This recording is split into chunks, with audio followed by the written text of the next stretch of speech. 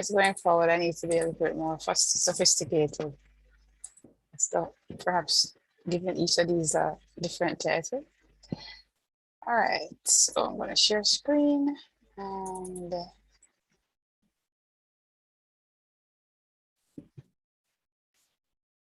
oh, why is here? Okay, here we go.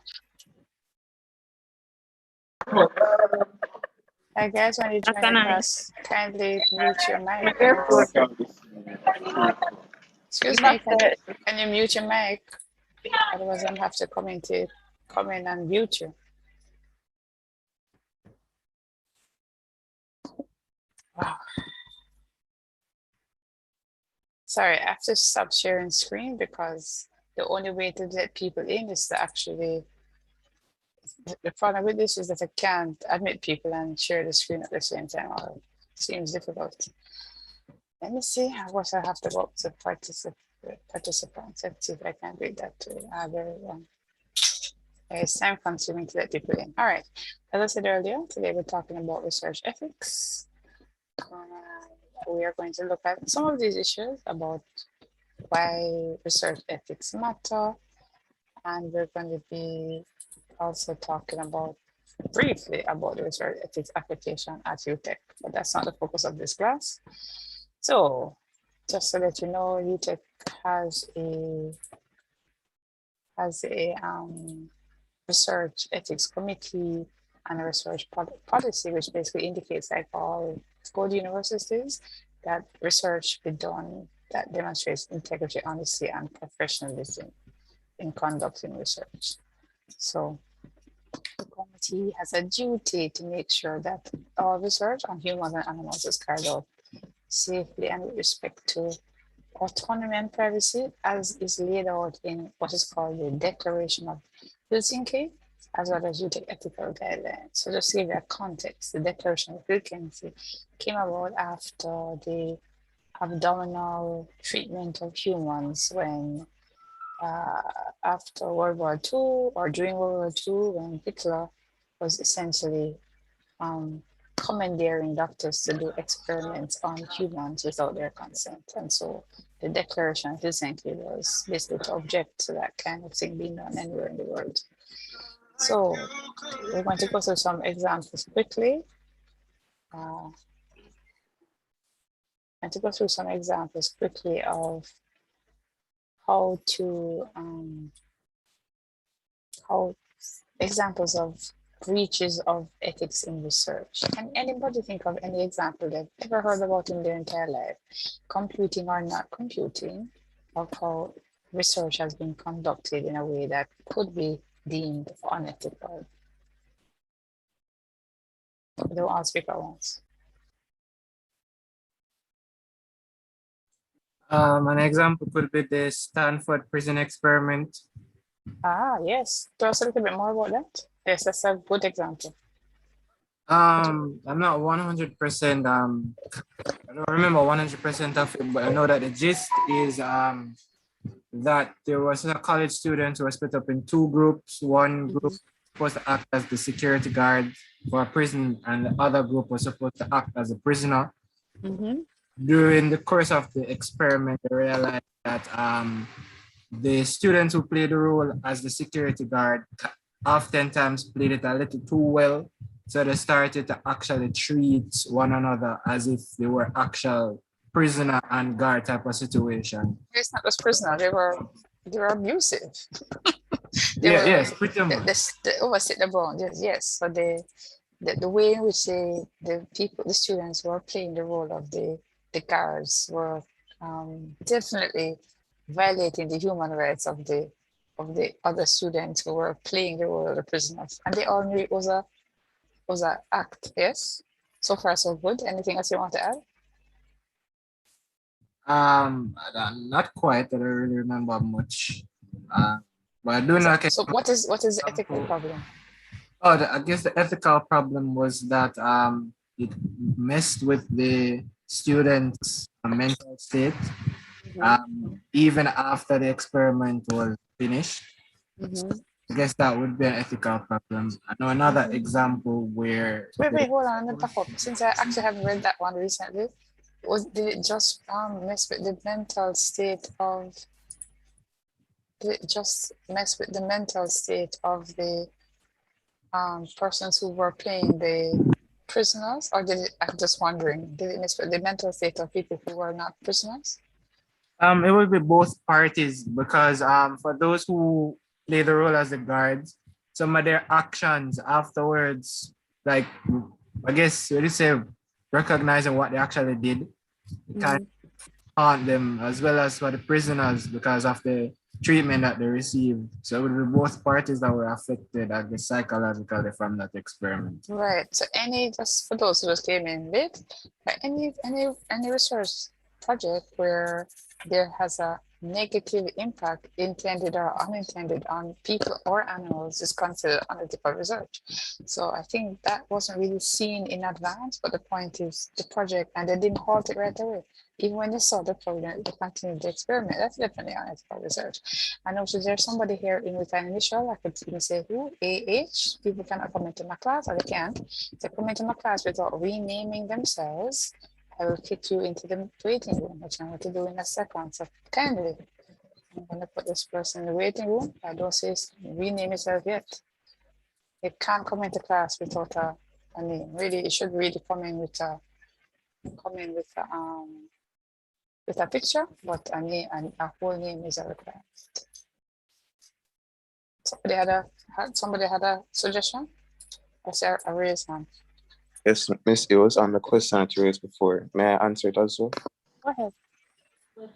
Okay, Miss. So there was a case where they found out recently that in the past they were actually taking blood samples of the doctors were taking blood samples of people, and they were testing it without their consent because they found that they had some antibodies in there that they couldn't necessarily find in other persons. I believe it was a case with, I believe it was black. So they were taking blood samples of black persons, especially black females, that came into the hospital without their consent. And it was recently that it really came up, and they were saying that they actually found out, and they actually they put it forward now that they actually did it. So they came clean with it. So that would be an example of it. The thing about that, okay, so we're going to talk about three important aspects of ethical research. And one of them is respect for persons, and a subset of respect for persons is informed consent. And so there's a whole matter of informed consent, which you just basically indicated that scenario, which I've never heard about, is a matter of there was no informed consent. Just to give a background, I happen to have a master in public health. The question I would have to say declaratively that that's definitively unethical is there is some consideration in public health research that if people's data is medical data is literally processed, delimited from their personal identification in order to help society's good. I mean, I notice if their blood, it would be affecting their lives. Is that necessarily a breach of their pride? You know, is it lack of respect for persons? That's a question. So I don't know. But to me, I've not gotten enough information. There certainly is what we call it a trade-off. So if you don't get informed consent, there could be considered respect for person, but there's another principle, as in the third one. I'm not even in order. One of them is consider the beneficence, as in does the research benefit society? So if it is that the benefit sort of outweighs the whole matter of, I'm going to put the whole area of respect for persons, then you may say that research is worth it. The one before, the Stanford prisoners experiment, clearly it breached both of those two.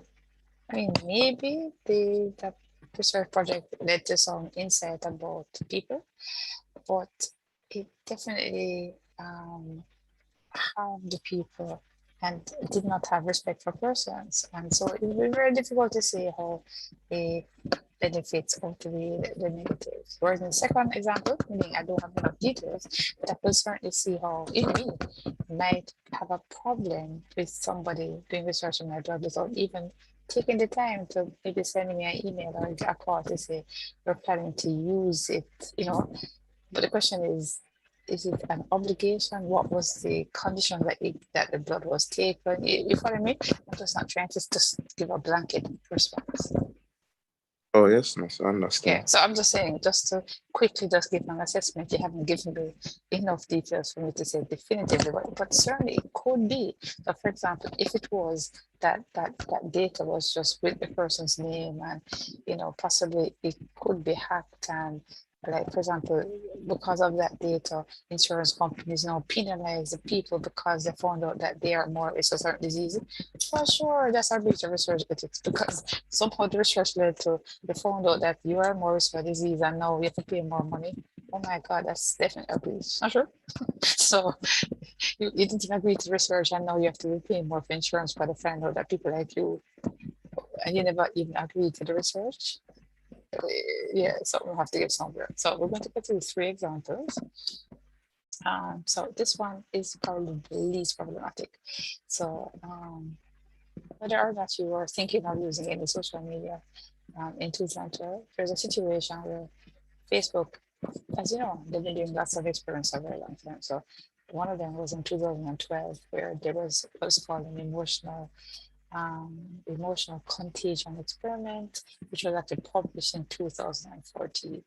Basically, what they did at that time was people doing the experiment showed, okay, you know, in Facebook in particular, the app, in the Facebook app, you stay on for hours if you have lots of Facebook friends. You're not to see all the posts of all their friends for your soul. So what the experiment did was it showed that half of the group of persons, the posts that were positive of their friends first, and then the negative posts, meaning in terms of the sentiments conveyed were positive were shown first, and then the other half of people in the experiment were showed the negative posts first. So what do you think was the result of that experiment? Do you think that the people showing the positive response and the people showing the negative post first, what do you think was the likely result of their post? Anybody? You can guess. This is just a educated guess or just a straight guess. I soon come up to whether the rights were violated. Sorry, do you guys not understand the experiment?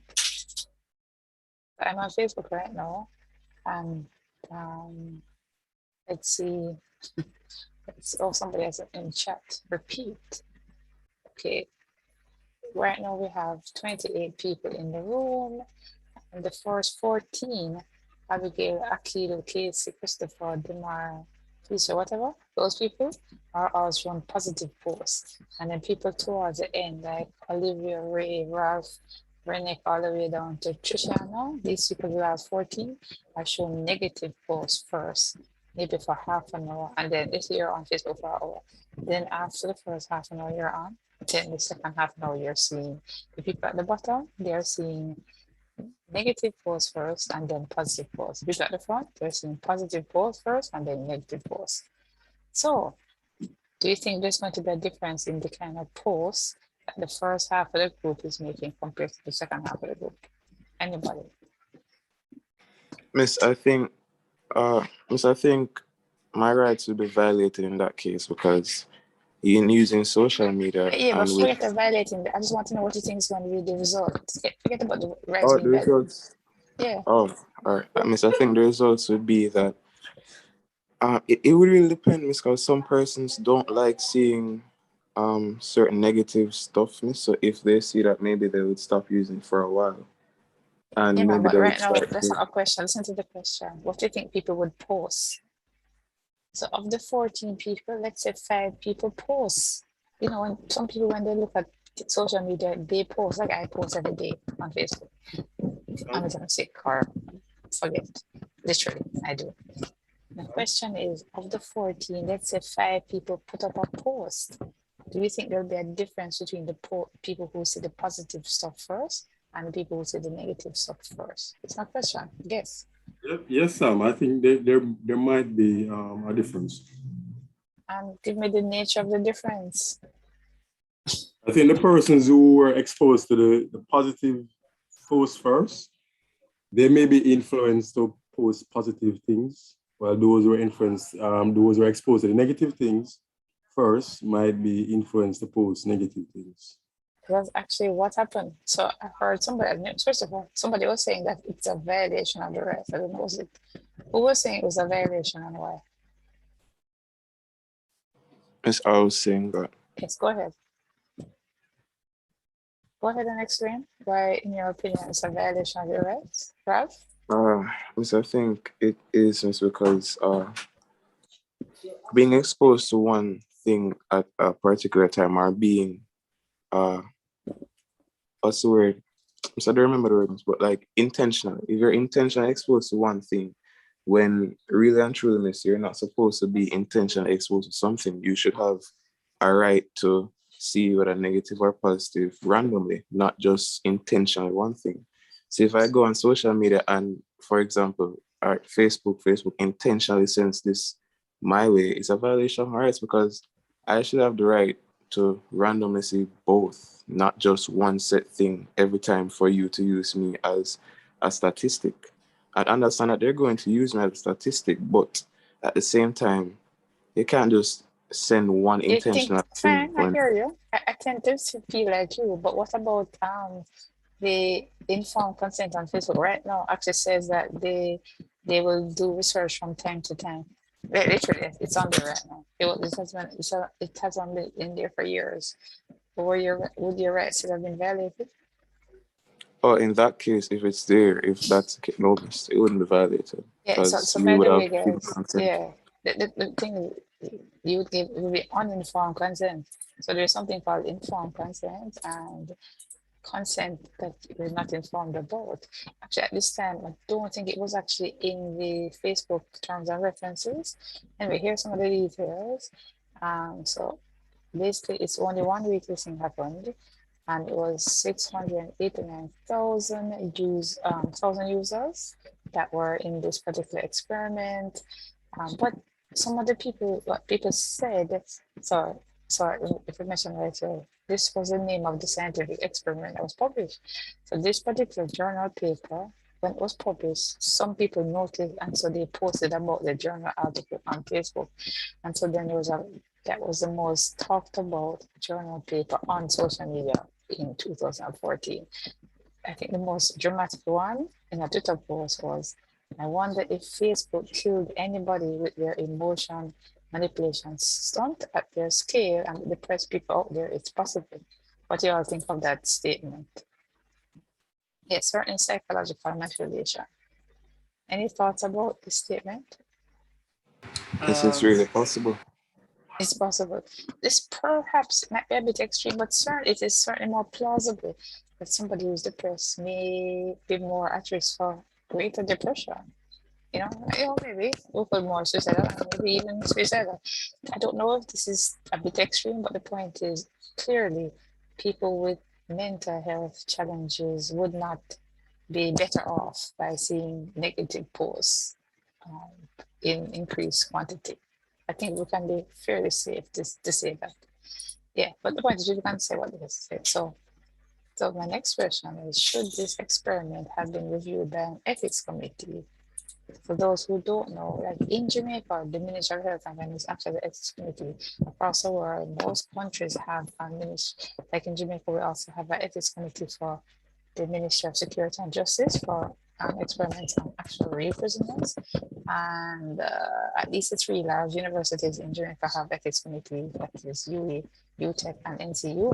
About the smaller ones, whether they have one or not. So my next question is, should this simple Facebook experiment been reviewed by, in your opinion, a research ethics committee? I believe so, miss. Yeah, well, the principle is that essentially all research should be reviewed by a research ethics committee. And if you look at this, this particular New York Times article, it actually indicates that Facebook did not get approval. In fact, not only get the approval, they only went into, they only decided to apply for approval after people were protesting about this thing seems to be unethical. That is when they applied for ethics. So they definitely didn't do things right. Even if the project was okay, which it's debatable, they only went around applying for ethics approval in order to have a public face to say, yeah, man, we got ethics approval.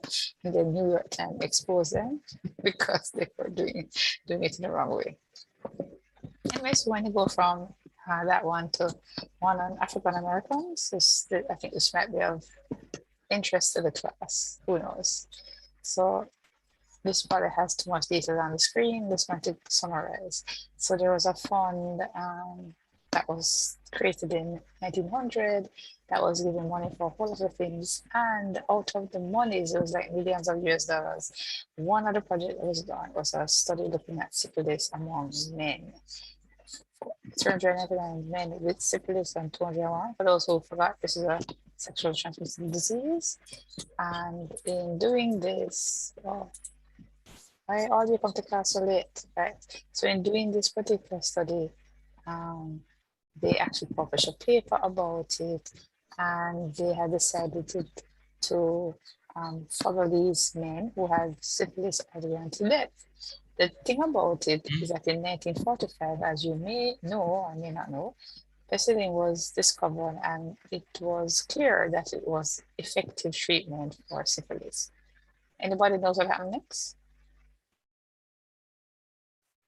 Chat. One of the wickedest experiments. No, more wicked is what we're coming to next. Much more wicked is what is why we have this thing called the is what Hitler did to people. Hitler experimented on little children, Jews and blacks.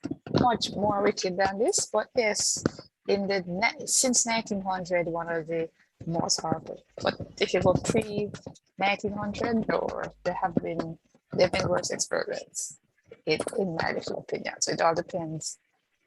Well, where can you find what this experiment? Are you serious? Let me go to this for a second. You can find this experiment. There's so much stuff on this thing.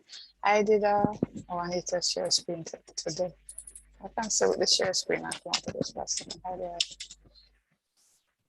You know that many people out there don't know about this. So hold on, I look up the rape of ranking. What is ranking? I'm not sure what that means. I just wanted to, why is my screen not? Oh yeah, I just wanted to show. It's just people actually ask me a question, where do you find this? Look, if you go to Google, and you can actually go to, in fact, let's go to YouTube. Just to let you, just as people ask this question. Just to, there are so many, and the thing about it, I don't, oh, these are just presentations. I think a better one would be, I don't know if there's I can't spell it, Tuscany. Spell that one. Well, let's go to GitLab. There are so much, let me see if I can find it. Yeah, it's like this. This kind of thing here with 910,000 views about national propaganda, the racist crimes and discrimination. If you have the stomach for it, watch this to find out what was done to real people. It's literally these kind of things with 28,000. If you have the stomach to find out what was done to real people in the sake of research, if you have the stomach, watch those kind of YouTube videos. If you have the stomach. People who don't have the stomach for those things, you might want to stay far away from it. It's actually horrifying how horrible research has the kind of thing people have done to. Hopefully that gives that. Sorry, there are actually YouTube stuff on the things that have been really done. Yeah, it's really horrible. So guys, for those who are ready to look up and find out what was done, it's horrifying. So yeah, so now we're back to Destiny. So so despite the fact that prisoner was given a treatment, what happened? So they kept doing the research, meaning no, they did not tell the people that penicillin, this is poor black men. they didn't tell the 399 men that person was now available to treat their what do you think, syphilis. So Peter Watson is raising concern. Some news articles is condemning it. Remember in 1945, people know that syphilis works. And so we go all the way to 72. So from 45 to 72, that's more than 15 years after Israel article condemns the study, that's when it ends. And so there was an out-of-court settlement of 10 million US, and Clinton apologized on behalf of the US nation. And so in 2004, the last man dies, and then his last wife dies. Yeah, the whole thing is just a horrible experiment. And the whole thing came about because it was a marginalized group that was not well educated, and these people did not really care about treating the people ethically. Because as soon as penicillin came about, they should have stopped the study. It can't be, sorry, it should not be doing research on somebody even when you know that that research is not going to be beneficial to the people in the study. It's a really simple matter. And then we go to like the worst scenario that, as far as I know, that we know about. So the Nuremberg military tribunals came about because at least 23 doctors from the German Nazi party, but 20 were tried for crimes against humanity. Maybe more than that were involved in the experiments on prisoners of war, and those medical experiments that took place in Auschwitz were horrible. And as such, there was a creation of the Nuremberg Code, which is 10 ethical experiments, which then led to the Helsinki principles. So this was in, I'm not sure what year this was, and then soon after that, there came the Declaration of Helsinki, which was adopted by the World Medical Association, and there's 3 principles: respect for person, beneficiaries, and justice. I mentioned these 2 earlier. At the end of it, all research projects should consider all of these 3 in figuring out if the research is okay. And because sometimes the researcher or research team are not good judges whether the research is ethical, that's why there's a research committee, or in the US I call it IRB, stands for Institutional Review Board, that reviews a proposed research project before it starts to see if it meets the minimum standard for ethics. So long and the short is there a long list of ethics code, of which one of them is this called CMOS. And I just took out a few of the guidelines that may be related to us. So does it have social value in low resource places, as in poor people like us? Is there equitable distribution? The reason why this is important is there are more and more, especially medical trials that are done where the benefits go to rich countries and the burdens happen in poor countries. So that's something to consider. Maybe not in computing, but giving a context. This whole thing about control. So if you remember, when we're talking about types of research, and I said that the gold standard for research is experiments. And in an experiment, you have an experimental group and a control group. If the clinical trial is for a pharmaceutical product or some other medical treatment, who is going to be the people who don't get the treatment? Because if the treatment is like the help, who the control who's not getting the thing that's expected to benefit could be an ethical problem. And there's a lot to discuss there. And as we mentioned before, there's this whole idea of individualized informed consent. There's so many things we could say about that Facebook experiment. Yeah, it's not the end of the world, but the point is there's a possibility that somebody got one or more people who are in worse mental health state, or maybe even went all the way over the edge because of what happened. We don't know because they weren't following them. But not only that, even though there was something written in the terms and conditions of Facebook, there was consent, but it wasn't informed. Even I, when I joined Facebook, I don't think, if I did read anything, I didn't read much. And I'm somebody who tends to read these terms and conditions, and I certainly did not know. So somewhere when I started studying research ethics formally as an academic, I was literally shocked because I read there was a Facebook user to find out that this thing had already happened. So there is the whole thing about if research leads to harms, whether psychological or medical harms or anything else, there should be treatment and compensation. And by the way, that includes your research. So if you have a short research project and data is breached or psychological harms comes, I think I don't know of any research in computing that would lead to physical harm, but psychological harms and breaching of data are both possible. There should be some time for research-related harms, you know. And if the people are incapable, that would include elderly persons, persons with dementia who are not elderly, minors, because minors are persons who are not able to give informed consent. So with minors, I think people under 18, the ones who are old enough, they give what is called assent.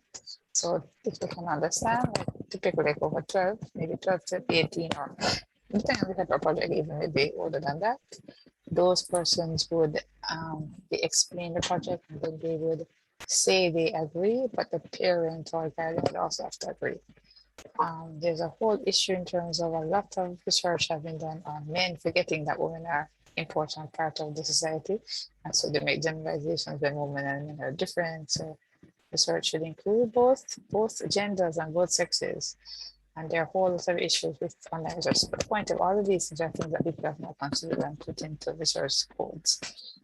So in terms of research ethics, all research projects should have all data being kept confidential, and that people's data should be kept private.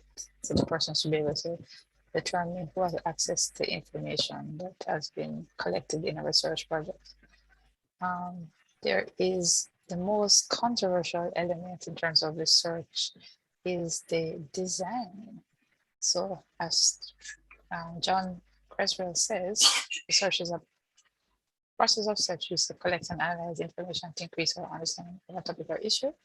The thing is, if the research question or questions that you're going to answer, if the method that you're going to use to answer the question is inherently problematic, like a fancy way of saying it is the research method is not robust, then what in the world are you doing that project for? Because the research question can be excellent, but the method can be problematic, and then the result is what is called invalid. It's incorrect by design. So if the research question is good, but the research method is a failure inherently, then you could make an argument that that research is unethical because it will never benefit society. So people actually can debate this, but that is why a research ethics committee can actually say, read and come again, please adjust your methods. And then when you adjust your methods, we will then approve it. But we don't want to have people wasting time. Can you be able to answer questions or collect data? All the things that's happening is not even to protect the researchers, to protect the people who are, saying yes, I'm willing to be part of this research project. Deception in research, but obviously, generally speaking, we're going to be completely against deception. The interesting thing is that there are exceptional cases where deception may be considered acceptable as long as deception is cleared up at the end of the project.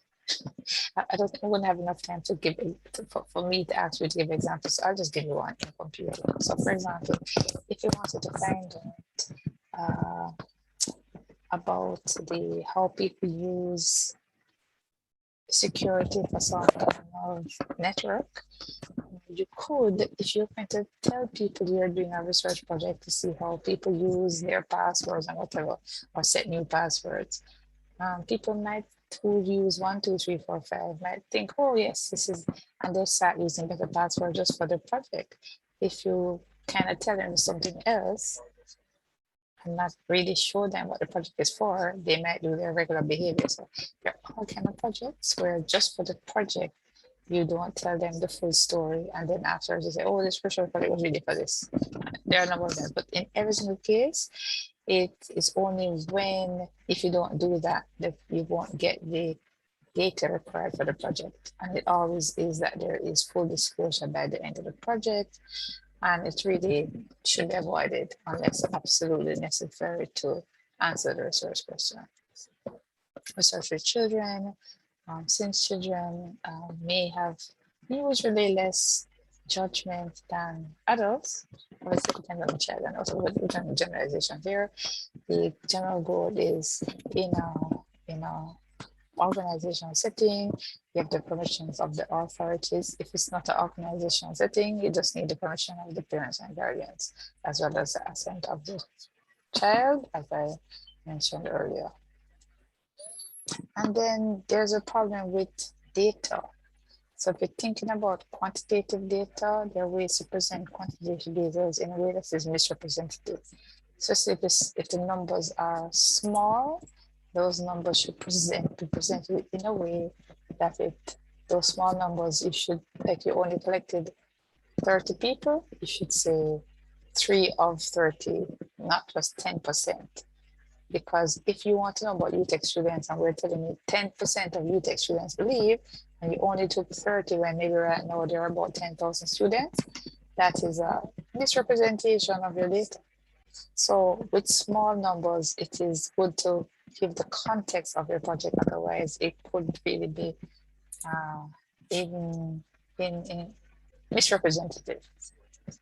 And clearly, as this statement right here, qualification and if the policy is obvious. So if you clearly like literally like change the numbers, obviously that's unethical, but you don't need to come to this class and know that. That's obvious. We all know that to cut and paste, as in to use something verbatim, as in word for word, without question marks is wrong. And we also know that as such, we should change it into our own words. That's called paraphrasing. But that must be with citations. So paraphrasing without citations is wrong. And can you imagine there's something called self-plagiarism, which is basically where you use something that you used before without indicating such. So if you're publishing in a journal and you just use the same thing again, that's wrong. If you're giving something for one class and just giving it to another class, and so let's give the one for this class here. So if you did major project and not major project, you do CRM, basically, and you reuse your chapter 1 to 3, basically it's expected to extend the project. And if there's somebody else in the project who is no longer going on to major project, you are not allowed to use that part of the project without changing it. So there's a number of issues. I mean, we're actually encouraged to continue what we do in this class, RES 3024 in major project, PRJ 4020. So sorry guys, I'm not going to have a long discussion right now about this. If you want to have discussion, that's going to be outside this class. But self-plagiarism is wrong. Using other people's work in major project is wrong. I think this doesn't need much more to be said about this. And so basically, once you're doing a research project that you're collecting data or the like, you're supposed to do it in line with university policies. And there's a process when you're doing major project itself to find out all about this. This is not what I want to spend too much time on here. You basically apply to the research ethics committee. Before that, you get your supervisor to sign the form. You need to, in relation to the application form, which you're going to do as part of this class, you are actually going to have a, in addition to the application form, you must also fill out a letter to the participants and an informed consent that each person, each adult will sign. If there are children, the children should also have an assent form, which is usually read to them, not usually signed. Although if it's a teenager, they probably would sign. But if it's a younger child, it would just be the child saying, yes, I agree to this research. Because the idea is that, at 8-year-old, you should be doing research on the child who can understand the project, even just the adults consent. What do you think? Wasn't that so reasonable? The 8-year-old that I still remember I would completely agree. I was a very independent child that had lots of thoughts for myself. Yes, anyway, so yeah. Anyway, and then there's also a matter of project status report, where if there is a change in the methods, you're supposed to send it back to the committee. And there always is an issue of an ethics clearance form, which right now is done virtually. It used to be a printed form that you put in the back of your bond document. Actually, this is a mistake. It's from the Office of Research. This is it's a mistake. Let's change that. Anyway, there's the office at UTECH that does it, the Office of Graduate Studies and Entrepreneurship. Yes, and there are a number of committees and checklists to look at. Just leave it alone. And this is the process. Right. Yeah, this is really about the reasons to leave it alone for today. Any comments or questions about the ethics presentation? So I'm going to go back to this. No, this is not the right one. I'm not going to this.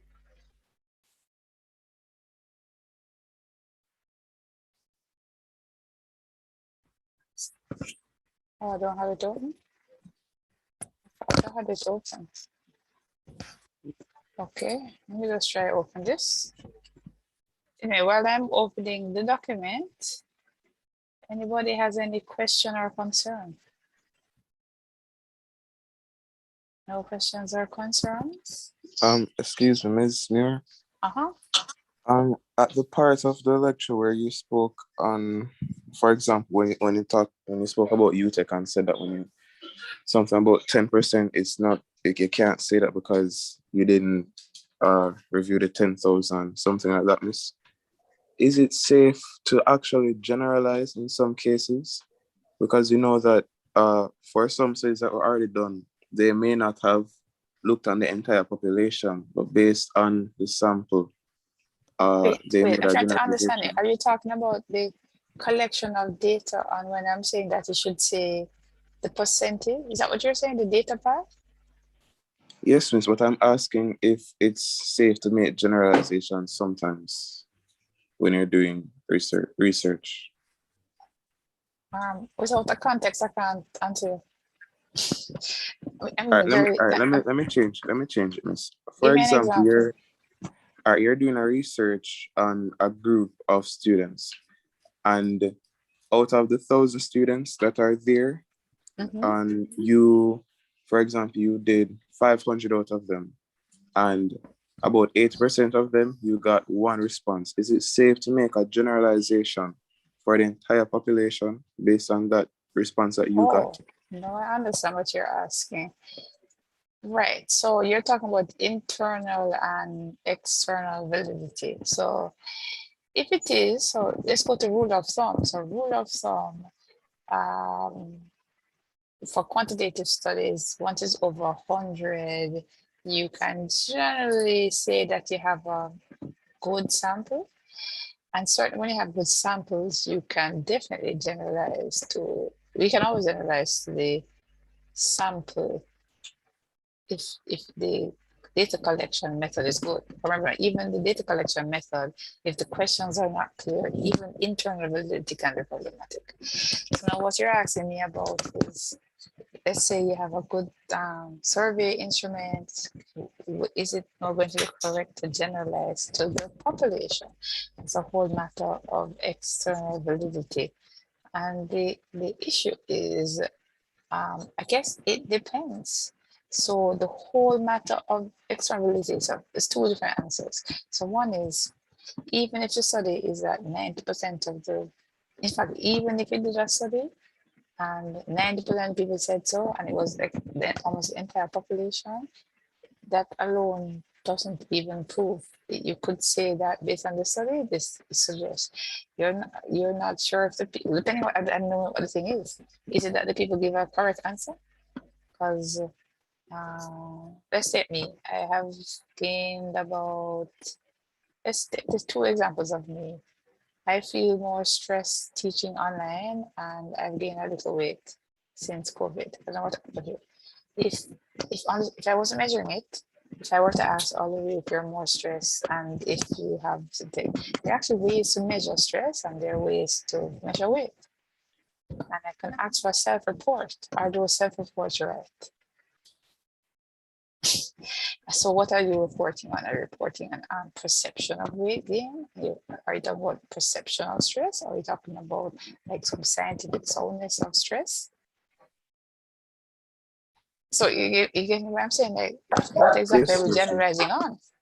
So are we generalizing on the definition of the concept? And aside from that, it could be that, let's go to the stress example. It could be that if you ask UTECH and UE students, right, during exams, if they're more stressed because they're stressed anyway because of exams, they will say yes. But maybe if you ask them in December when they're on holiday, they will say no. So maybe depending on where you do the survey, you're going to get different answers. So to make, sorry, this is I'm back to it depends. So I don't know how well you design this study. You haven't given me any context, and that's why I'm being so hesitant in answering your question. Oh, You're very understood. hesitant, and then aside from that, to add it to it, this is like this is a part of the class, guys. To add to all of that, if you that is why in general, when you take data more than once, so you know this poor panel is going for a long time. So let's say we were to take the data and do it well twice a year, since it's now over 18 months. Or maybe take every 3 months. If we do it enough times, we can then make some generalization, especially if we had data pre-COVID. But you know, I don't know what we want to generalize on. But the point is, generally speaking, when you have more data, you're more. Otherwise, you basically say the data suggests one study doesn't tend to prove anything. It's when you have many studies that when you start to say that there is strong evidence, or you know, you have to have a lot of studies before you talk about proof. That's why we can say things like smoking causes cancer, even though not everybody who smokes has cancer, and some people who have cancer never smoked. But there is enough data to indicate that there actually is a strong association that is causal, as in that one leads to the other. Anyway, in talking about that, I can't find. Understood, miss. Thank you. I can't find what I'm looking for. I think I should have done it the other way around. Wow. Yes. Yes. So I'm here looking and I can't find what I'm looking for. I'm tired. I hope you guys are less tired than me. I hope. Are you looking forward to did you realize that next week Monday is National Achievers Day? And so UTECH is closed for one day. Anybody realize? I didn't realize that, Miss Smith. Just remind us. Thank you for Right. reminding us. So I actually forgot to tell the class I had on Monday that there's no class on Monday. Well, I mean, obviously because it's a public holiday. So anybody who's a class with me, obviously I won't be having class. So yeah. Getting research myself. Sorry, I'm so distracted. I'm just trying to find a slide and then I couldn't find it in this. Actually, I know I have it in the folder, but I'm just having difficulty finding it in the folder. So I'm now I'm just going to the, yes, this will work. Editing, share screen. Okay. Share screen. Why am I looking at this? Oh, because we're still at this. Yes. All right, so we looked at all of this last time.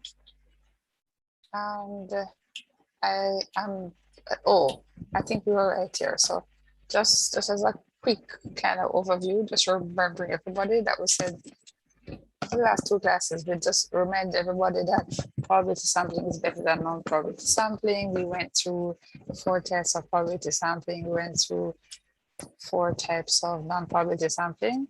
I think we did not talk about quota sampling. Am I correct? I think we didn't. But I was thinking of clarifying it in with it, but I think we ran out of time. Am I correct? Or you all don't remember? Yes, you said it was you said it was similar to the cluster, but we didn't go in depth into Right. it. So that's what I wanted to go from. That's what I'm saying right from here. So just to go back, just to give you the context as a reminder for those who either not been paying attention or forget completely, just remind you, stratified sampling is essentially where you decide you look at 2 or more subgroups. So make it very simple. Let's just pick a subgroup. So a subgroup could be, we look at the three,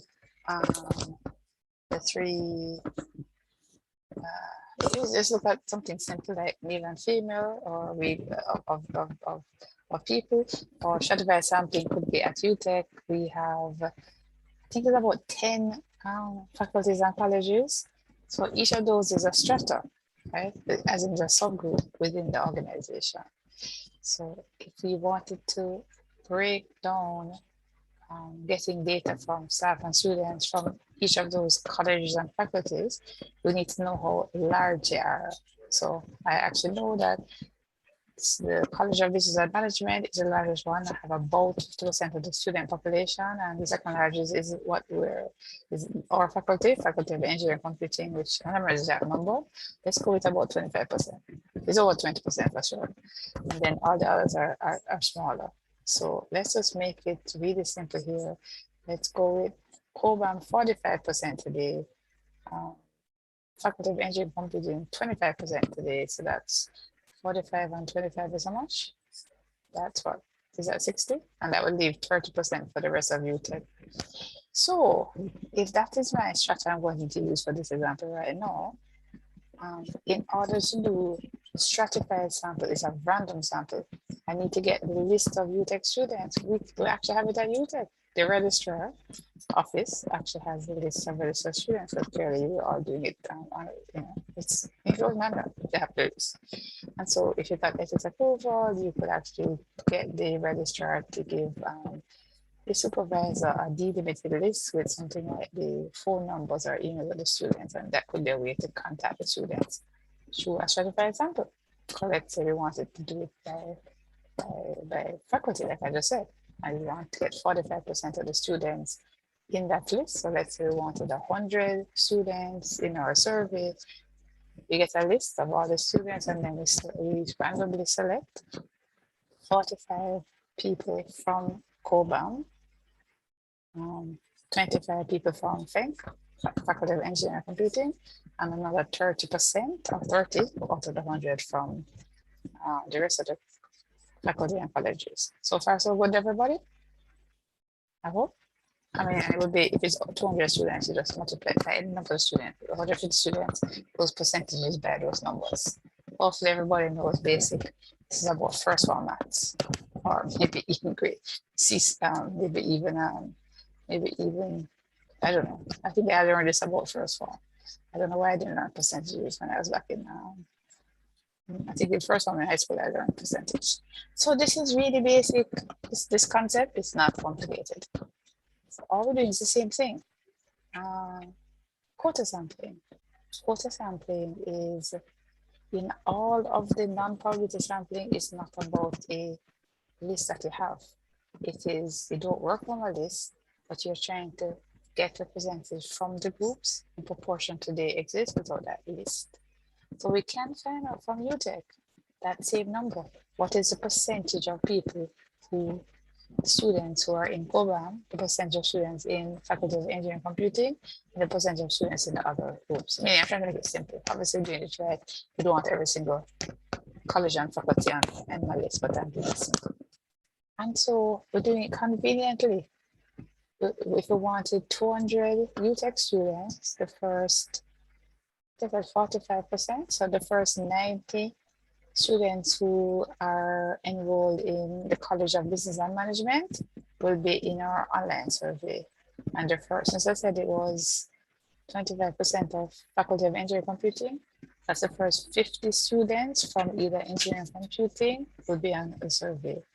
And then since I said the rest of UTECH, and that was 30%, and next 60 people from any other faculty, because I'm just doing my strategies of 3 groups.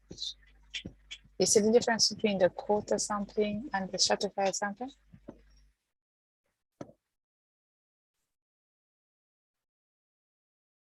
I see silence. So it's either I went way too fast or nobody wanted to tell whether it's clear or not clear. But I guess what? The other thing is what I'm going to say to everybody who's in the class, and the class is much bigger than who's here. Do you have this radical idea that people should be reading Guys, you know that Understood. there's excellent reading materials, there's excellent videos, there are people who explain much better than me all of these concepts. And so you can supplement all of what I say and then come to the class for me to clarify for you. Because at least with me, I'm here to interact. I'm being serious now. So if this is not clear, by the way, this is definitely coming on an exam for sure. If these things, something is not clear to you, you might want to go and read about it, because first it's kind of actually fun and simple, and it's not really that hard to understand. So okay, I want to move on. So as I was saying, there are some rules of thumb for sampling sizes and for surveys. Usually a minimum is suggested for experiments at least 50 in each group.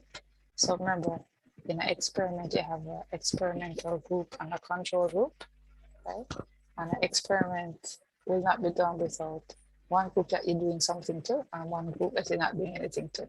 And some experiments are more complicated where you have two experimental groups and two control groups. So in the simplest experiment, you would have minimum of 30 people because one experimental group and one control group, 15 times 2, but it could be bigger. And correlation and causal comparative groups. Don't worry what, well, this one you know for sure. This is just a study where you're trying to figure out if one variable is associated using that statistical thing called a correlation with another group. And that you also need minimum of 30 data points. And then this is now associated with the big question we're asking here about how can we reduce this with all projects. You want to, where am I this thing? I'm not this. I guess we want to do this today. I'm actually looking where this paper. Oh, it's not here anyway. I was looking for the words that's not here. Yeah, okay, I thought it was on this, but it's not. But the whole problem with all research is that you basically want to do research so that it is valid and reliable. Right? For it to be valid and reliable, you need to reduce well, for validity anyway, you need to reduce what's called the sampling error. So the non-random sampling error means that there's a bias, a flaw in your research, which you must avoid, but this can be avoided by proper research design. However, in real research, you cannot. You may wish to think that you can reduce random sampling error, but it's something that is inherent because the nature of the universe is such that things are random. And so when you are using probability sampling, like a quantitative approach, every time, let's say you're deciding to do a survey of 200 people, of UTECH students, every time you do the sample, it's a different 200 UTECH students. And some of those 200 samples are, if it was even 20, doesn't matter. Whatever the sample size is, every sample, some of them are better representative of the group than others. And you won't know until you do it. So because of that, nobody knows for sure what is the error in that particular sample. So in general, it must make sense to everybody here that the larger the sample, the more likely it is that the sample represents a population. Not sure everybody. Right now we have about 10,000 students. Well, it's about 11,000, maybe less than that. We all know that if you ask 9,000 UTECH students compared to 900 UTECH students compared to 90, the one with the higher number must be most likely to be representative of the population. Everybody knows that. So that's why this statement is here. Random sampling error can be reduced by increasing the sampling size. So this is really, really simple, like the context. So the idea is you can never eliminate non-random sampling error. You can keep it low by increasing the size of the sample where possible. The thing about it is that you don't increase the sample indefinitely. So as a rule of thumb, this set of people, which I don't know, gay and I don't know how to pronounce this name, Arisian, say that a sample size beyond 400 tends to not make any sense because it has a negative effect on the sampling error. So before I give you a rule of thumb, that generally a sample size is not more than 100. And by the way, you know what's hilarious about this? There is a particular survey that is done to be the whole population. We all know what it's called the census. So every country in the world, well, not sure every country, most countries has a national census. Why? Because there is a certain value in this every 10 year or every frequent period, getting as much data from the population as possible to make planning decisions for countries. But for regular research projects, the sample size is a much smaller number because the cost of having large samples is really not worth it. So typically, you have smaller samples, but you don't want it to be too small because the standard error is going to be problematic if the size is too small. So anyway, that's it for today. It is now 6 on time for my next class.